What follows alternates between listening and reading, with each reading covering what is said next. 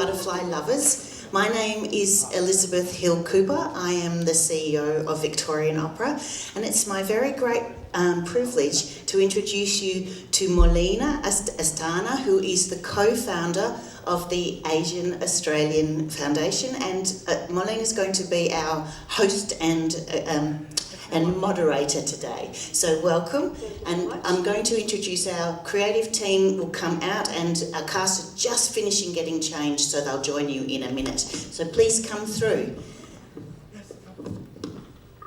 Thank you.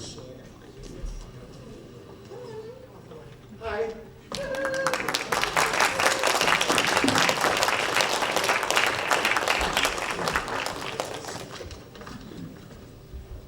We'll all agree that that was absolutely stunning, that performance. We're still getting over it. I have no words to describe. So we can start with a round of applause, and we can give a round of applause again when we have the rest of the cast on stage as well. So, as mentioned, my name is Molina Asthana, and I'm the co-founder of and the lead Victorian convener of the Asian Australian Alliance. The Asian Australian Alliance is a grassroots community-based network advocating on issues concerning the Asian Australian community with the purpose of challenging policies and pushing for change to create greater diversity and representation of Asian Australians in mainstream society, including in art. Our partners for this Q&A are the Australian Malaysian Singaporean Association, and hopefully you will hear from the Victorian convener, Don Doughty, at the end. I want to begin by acknowledging the traditional owners of the lands on which we meet today, the Wurundjeri people of the Kulin Nation, and pay my respects to the elders past, present, and emerging, and to any other elders who may be with us today. So I think we can all agree that today's performance was both enthralling and exhilarating. Such a beautiful blend of the old and the contemporary, the Western and the Asian. From the sets to the costumes, to the performances, to the storyline, the experience was immersive. I'm sure many of you have questions you would like to ask the cast and crew, and I have with me some of these wonderful people to answer them. So we have a few of them will be coming on stage in a few minutes. So Cathy-Di Zhang, a soprano who performed the role of Yingtai, Haotian Qi, baritone, who is performed two roles, Father and Zhu. Meili Li, countertenor, who is performing Liang Shanbo. Heng, who is the director of the work and the artistic director of Wild Rice, who's here with us. Brian Tan, set and multimedia designer, also from Wild Rice. And Richard Mills, composer and conductor of the work and artistic director of Victorian Opera. So can we give them a round of applause again?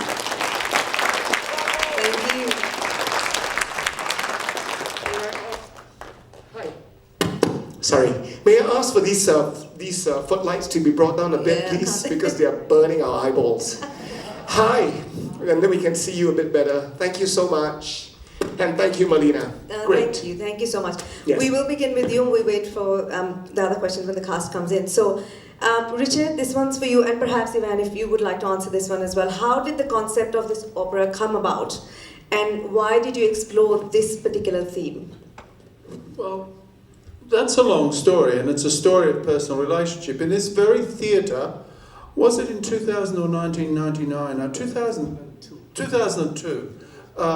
20 years ago, Robin Archer's, one of the days when we had a Melbourne Festival, Robin Archer was artistic director of the Melbourne Festival, and bought Ivan and Wild Rice to do a play called Emily Hill. And Ivan, it was a one-man show about the world and the life of a Singapore matron. And I thought it was one of the most extraordinary bits of theatre I was ever seen. I was sitting in the middle there up the back, and I was on my feet at the end of it. I thought it was absolutely brilliant in every way. It's a fine play, but Ivan was a virtuoso actor and held this whole place spellbound in the palm of his hand for nearly 3 hours. So I thought this bloke's extraordinary, and thought no more about it. Thank you. Haotian. A very cool cap there, Haotian. Very cool. And I thought no more about it. And then Jeff Street, who was managing the theatres on the Bay in Singapore, the newly constructed theatres on the Bay, rang me for some advice about something or other. And I say, oh, by the way, do you know Ivan Heng and Wild Rice? He said, yeah, I do. I said, look, I'd really like to meet him. This was a few years later, because I've got so much respect for him. I thought it was amazing. And he said, yeah, he's coming to Melbourne. So Ivan and I met. And he said, oh, you must come to Singapore. And I went to Singapore and I said, look, come and direct something for us. I saw the work of the company, which was absolutely wonderful. And he said, no, let's make a piece together. So that's what we did. That's what we did. Yeah, I mean... and we can see that what you know, did. I just thought rather than do and I think these are in our program notes, so I just won't repeat myself, but I thought rather than do a piece from the Western canon, why don't we create something new? This story has always been part of our lives. It's a folk tale, and it's been around since 700 AD. But of course, we needed to. I felt that there was much more to this story, because usually Shanbo is quite obtuse and he's quite dumb, and he thinks, he's only when she tells him, oh, I'm a woman, he goes, oh my goodness, then I love you, and oh, we can get married. And I thought this would be much more interesting if we just said, what if Shanbo fell in love with a man? And, it's incredible that, because now this is a new original work, and so first, it's a miracle that we are here with a new work, isn't it? So we are bravo to all at Victorian Opera and to Wild Rice, because it's a collaboration, and gosh, in these times. And then of course we have these amazing singers who are just world-class.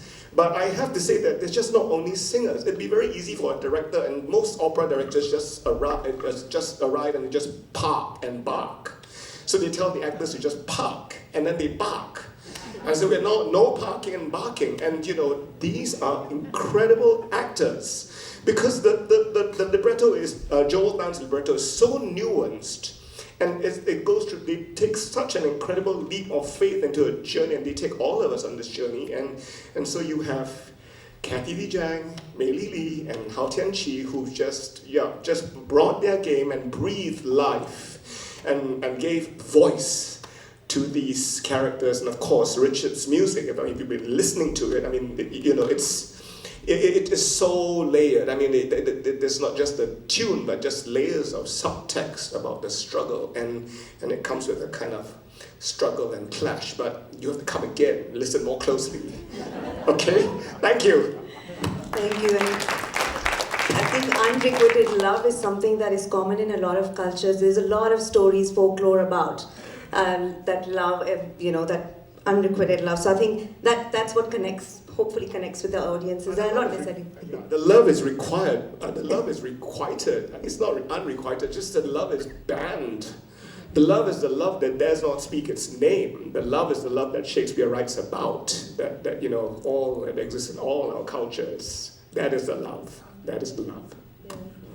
Thank you, Richard. You mentioned in your recent interview in The Age that you thought, rather than just picking something off the Western canon, why not find something that could appeal to both audiences? So when you refer to both audiences, I presume you mean the Asian audiences as well. So in the US, Asian Australians are very enthusiastic about seeing such performances, whereas in Australia, the audience is usually mainly Anglo. And do you think the production attracted enough Asian audiences, and how can we get more Asian Australians to come and support such productions? I will say this, despite superficial differences, there's a real corpus of commonality between sung drama around the world. We have it in our own First Nations form of corroboree. We have it in the Chinese opera form, which was perfected in the Song dynasty, around about 1300. And we have it, of course, in the Western canon of opera. And all of these forms are based on synthesis, on bringing together different elements of text, scenography, song, instrumental textures, etc. and so on, and of great variety of forms. So it's not something that's, the form in its essence is not necessarily exclusively European, that's what I would say. Its elements transcend that, its elements are global. And I think it's incumbent on opera companies in this part of the world to look northward to our nearest neighbours and to see the incredible cultural richness that's that we have the invitation to partake in. And that will lead to peace and prosperity and a better life for everyone in our region if we engage in peaceful discourse through art and try to achieve genuine intercultural and international understanding. The magic of the human voice is not exclusive to Western culture by any means. The magic of this human voice is universal. And that's what we celebrate here tonight. And definitely we can build on our cultural diplomacy through art as well, so which we're doing.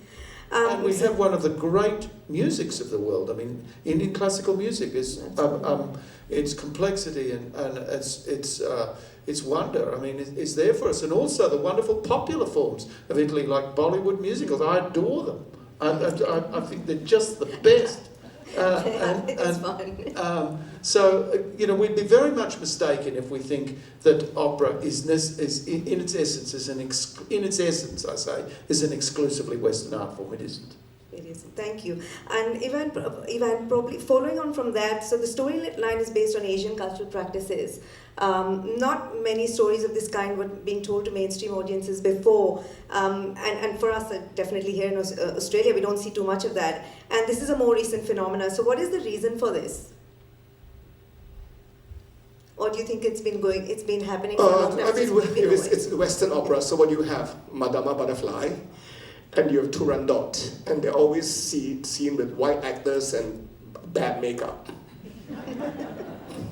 So, I mean, that's just gone on for so long, but we have stories, and I think just to pick up on your question, I think the way we get more audiences is for you to spread the word, for you to celebrate the fact that Richard and Elizabeth Hill and the team have really, gone out of their way to, this is a milestone. We don't see 3 Asian leads on the main stage in an opera. This is something to cheer about, right? Absolutely celebrate. Yes, and we need to celebrate. We need to celebrate that. Absolutely. This is what we're doing right now, celebrating this that. This is it. So please spread the word. That's how we get audiences. Thank you. Brian, coming to you. Tell us about the sets and the setting and its cultural significance, especially the bridge. And I try to approach the design with a Singaporean sensibility, which means it's going to be beautiful. it's a rojak. Rojak is a dish in Singapore where you kind of mix a lot of, it's like Asian salad. We take bits of everything and just mash it up, and hopefully it tastes good. It tastes good to me. So there is if you look at the design, it's like there is the base of the Chinese opera, which is quite minimal, but of course there's the projections which I borrowed and steal from different. It's not pure ancient Chinese style. So I took from different eras. There's some very contemporary stuff, like more realistic images, and then there are Chinese ink paintings as well. So yeah, I just see, I listen to the music and I see what works and hopefully that will create some magic on stage. It did. The blend definitely worked. Thank you. Thank you. I was going to ask Max, but he's not here with us, the costume designer. So perhaps Ivan, you can tell us about the costume designs and the relevance. Are they from a particular era or? Yes, good question. Max is not here, but I feel confident enough to speak to him because the collaboration is very intimate. 3 strands in his design. One is the ancient, and you see that in the silhouettes of the, Changfu, Hanfu, Qipaos. Then you see another silhouette, or not a silhouette, but another thing, which is the wedding dress. And I don't know how many of you are babas and noyas in the audience, but it's Peranakan. And that is very specifically Straits-born Chinese, Malaysia, Penang, Ipoh, Indonesia, Straits-born Chinese. And that's a whole influence of things. And the third strand, of course, is the contemporary. And Max is actually a contemporary fashion designer whose works are seen on the catwalks all over the world. But Max Tan. I mean, so it's about these three. And I think within those three, you see this tension of the contemporary and the traditional, which is very much about Yingtai's brain. And what these characters are struggling with, you know, the pull of the tradition and the anchor of tradition, but the dream of the contemporary and the future. And that, I think, is what we've all been talking about. Yeah. Thank you. And I'll move towards this side of the stage and ask you some questions. And I'm going to ask the same question to all of you, and you're welcome to answer whatever you feel comfortable. So what attracted you to this production, and what has been your experience? And the other question, if you want to answer, is, are there enough opportunities for Asian Australian creatives in Australia? Because I hear a lot of people moving outside to other places to get opportunities. So do you think we need more productions like these to create opportunities for artists like yourself? So whatever you're comfortable in asking, in responding to. Well, I first heard about this 2 years ago, and I obviously thought, well, I would be perfect for this. So I called Richard and I said, look, you've got to, you know, I didn't really give him a choice in casting me, but I don't think necessarily, you know, I also play Western characters. I don't think I can only play Asian characters, but of course, if you know, I definitely, as my colleagues, I'm sure, have cultural connection to the culture. So it is probably easier for us to understand that side and probably better portray that as well. But I think I don't want to encourage this. We can only play what we are. So I think it should be open, and hopefully I think we're taking good steps towards that. Yeah.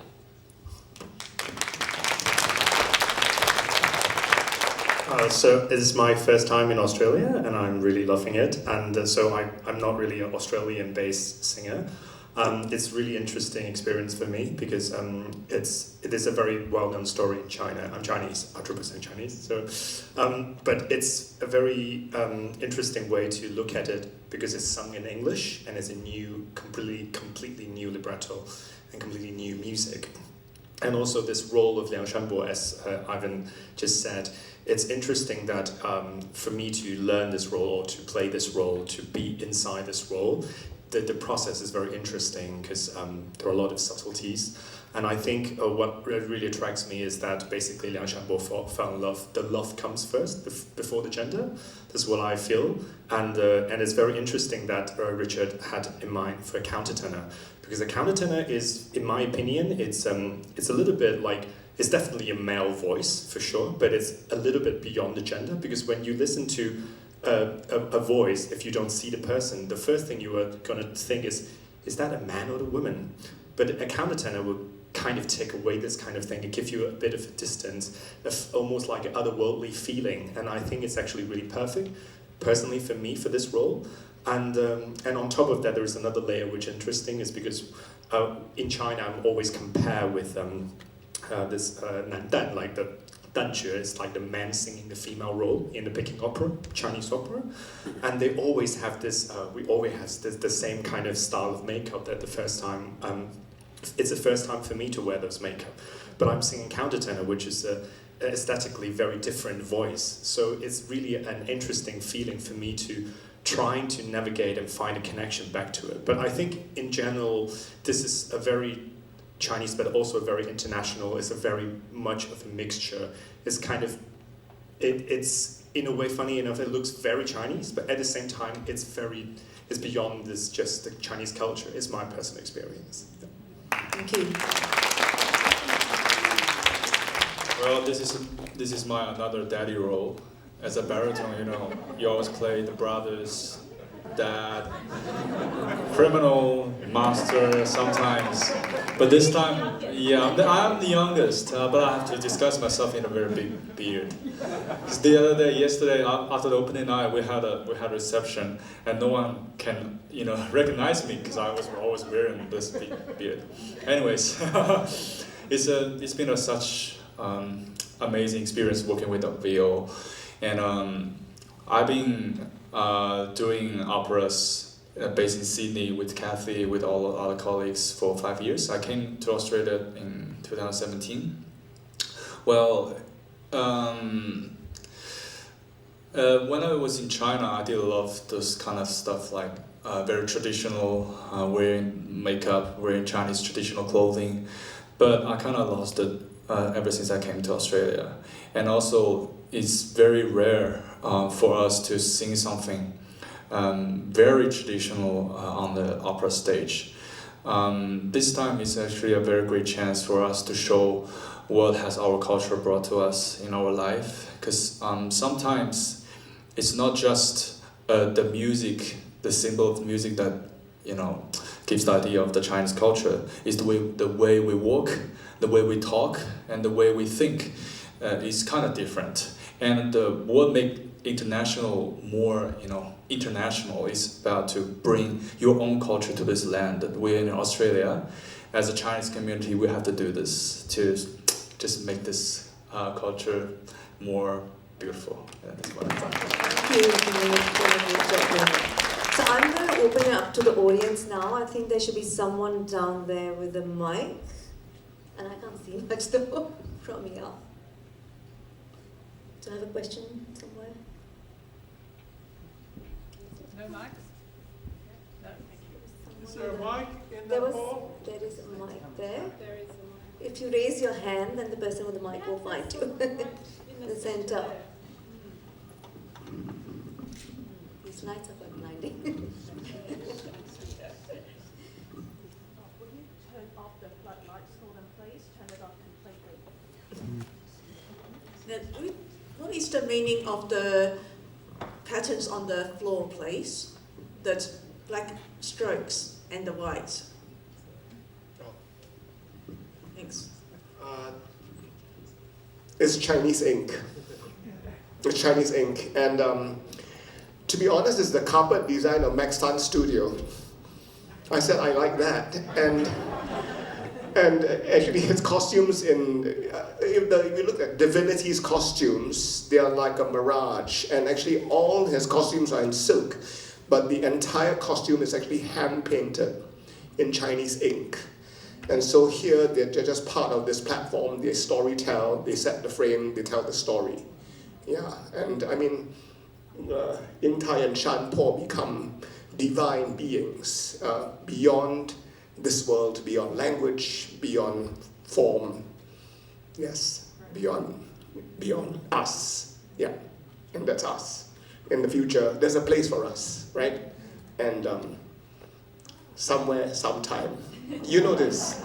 It's there. It's the same human wish through all cultures. Thank you. Can I just ask another question about the background of the performance in China? It's a traditional folk tale, but can I ask, how is it performed in China? Or is it performed, or how is it presented? And I understand it's quite different, but can you say a little bit more about the origins of that? I can talk about it. Yeah. Do you know we have Chinese opera? It's another way of singing. We sing a different technique, also in different period of time we have different style.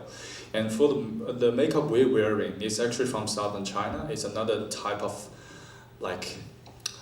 it's a German opera, French opera, Italian opera. This is another opera, often performed in the South China. And there are different kind of type of singing, and also it presents different type of music. And for this show, we call Liang Zhu, means Liang Shanbo's Liang, the Zhu Yingtai Liang Zhu. And there are different versions. Most of the time, the Zhu Yingtai, the Liang Shanbo is often played by a girl. as well. So the two women sing on stage, but with a different makeup. And in a traditional way, the father is a very terrible person. It's terrible, and he loves the rich. That's the main reason he didn't allow Liang Shanbo to get married with Yingtai. And yeah, in our culture, there's a lot of this kind of how to say, and we try to be more. It's very hard to explain, and we can see this cultural diversity here, and we sing in a Western way, Western technique, but we present the Chinese, a lot of gestures, a lot, it's very interesting. Yeah. In many ways, thank you, Haotian. So Chinese opera is just one way of transmitting this folk tale. So the first written record of it is around AD 700.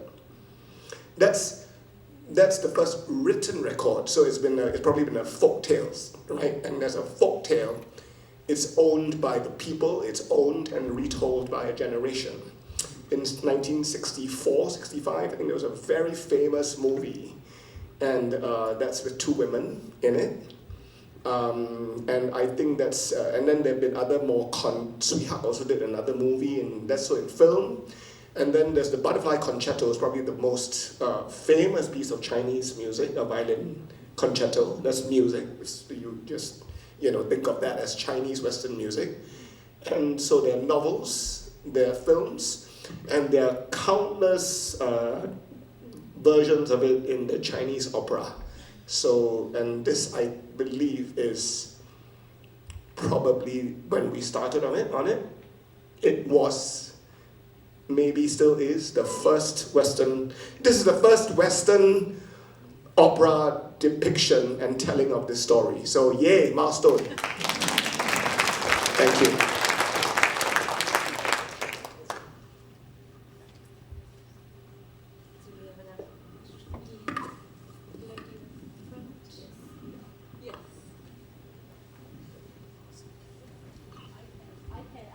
I think you can hear me, yeah? Yeah. But the audience can't. How did you fit Chinese instruments in with the Western instruments?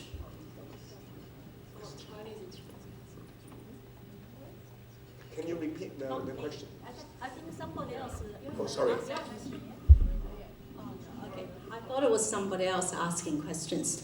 And actually, it's so beautifully done, and it's amazing. I think you singers, we really enjoyed it, especially like a fashion part, and it's just amazing, And we sort of, after you talked, introduced it, so we even understand it more and where idea come from. So only one thing I would like to feel a little bit missed from this piece is what's the idea why we didn't hear original song, not even a little bit, And I feel the end bit. I think if we have a little bit this original song played, I think I would have my tears come, even better.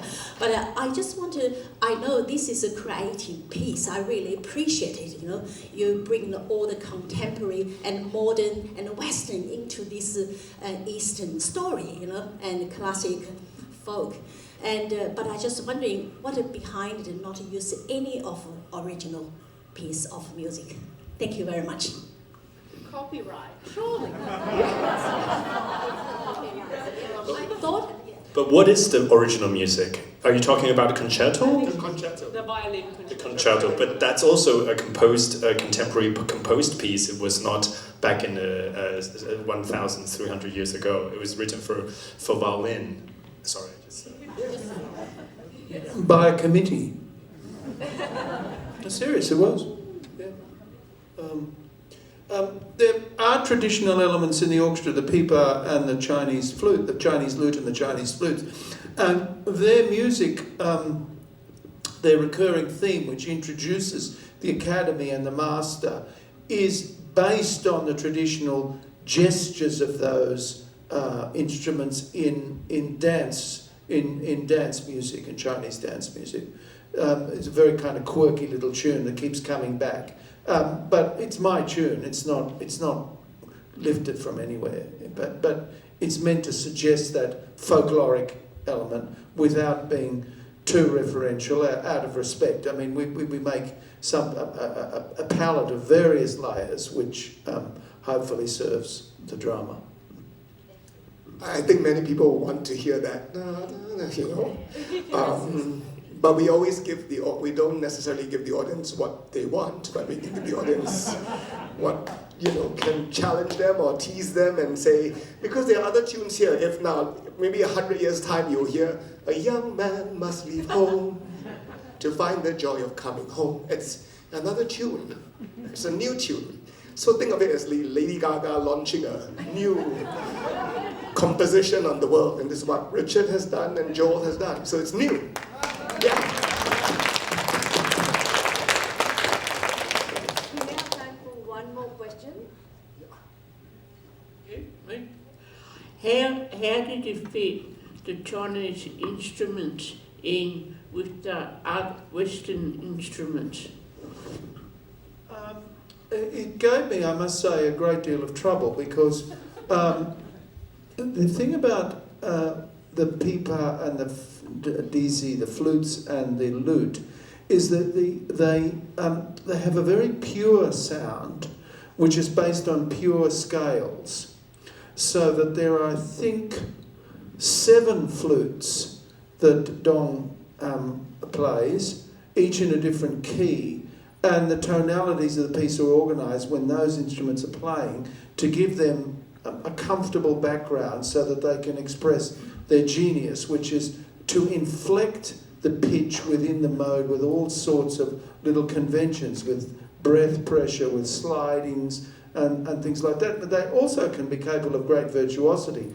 But they're based on pure scales, not on chromatic scales. So that has to be very carefully thought out with the whole design of the piece. And that's why you need 7 flutes to make the most appropriate sound as the music evolves. So I would say it was a complicated process, but Dong was very happy and Lulu was very happy with the end result because it's very playable. And I worked with them when I was composing. I went and visited Dong out in Doncaster and Lulu in Sydney and said, we try this, we try this, we try that. Yeah, no, that's good, that's not so good, etc. and so on. And that's how we came up with it.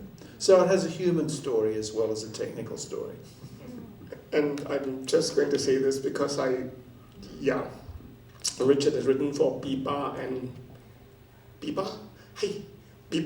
and flute. And I love those 2 instruments. And basically, when Richard came to Singapore, I took him to visit Samuel Wong and the Teng Ensemble, and we were very inspired.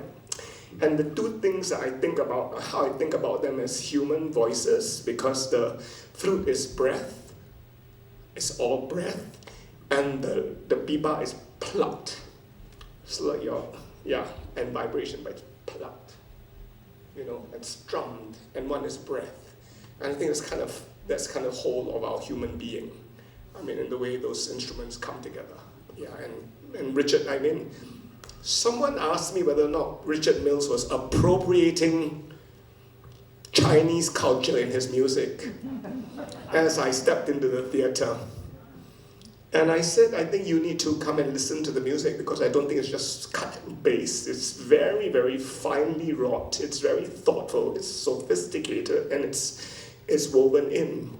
And it's also given a voice. So there are spaces in the music where you can really hear this and it's this idea of giving, of taking and giving and owning and sharing. So I think that's something, that we should record this, Richard. We should do a recording of the opera. Yeah, thank you. Thank you. I think we've come to the end of our time because we want to let everyone have a good night's sleep before we move perform again tomorrow. And thank you, that's been very insightful, and I'm sure everyone's enjoyed the Q&A as much as they enjoyed the opera as well. So thank you so much. If you have time, I don't know. One more question, is that right? Congratulations on such a wonderful production. Music and singing was just glorious. But could you explain, please, the decision to amplify the singers and orchestra? To amplify. This theatre has a shocking acoustic. If it was done without sound design, it would be just dreadful. It's an appalling theatre for the sung voice. It's full of carpet, which is a natural enemy of the voice. It just soaks up every little bit of sound. If we had the right acoustic, the opera probably could be given without amplification, with natural balance. But as we took the decision to do this in this venue, to some extent the music reflects that artificiality. A little bit. I mean, it would be performable acoustically live in the right venue. But for the audience experience, we took the decision to sound enhance. Thank you. I'm just going to pass on to Don Doughty, who's the Victorian convener of the Australian, Malaysian, Singaporean Association, who we partnered with to present this Q&A. So over to you, Don. That was a mouthful, wasn't it, Molina? 大家晚上好 I'm Don Doughty, 今晚代表 Australian, Malaysian, Singaporean Association. 希望大家真的爱到今晚的蝴蝶。杨总的爱。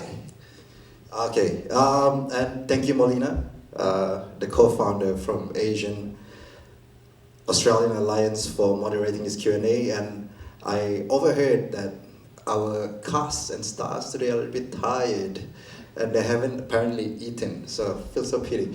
So I won't take so much of your time, of course. And I just have to share that I actually bumped into Ivan as I enter, and he actually asked me how did I find about this place, and then I just mentioned that I'm part of the Q&A. What a coincidence to be one of the brain of this art that we are experiencing today. A massive applause. I bid you to give a massive applause to all our stars. Richard Mills, composer and conductor. Ivan Heng, director. Cathy-Di as Zhu Yingtai. Meili Li as Liang Shanbo. Haotian as the father and the master. And not forgetting Brian Clark, vision and close set designer. Massive thanks and a round of applause to all of them.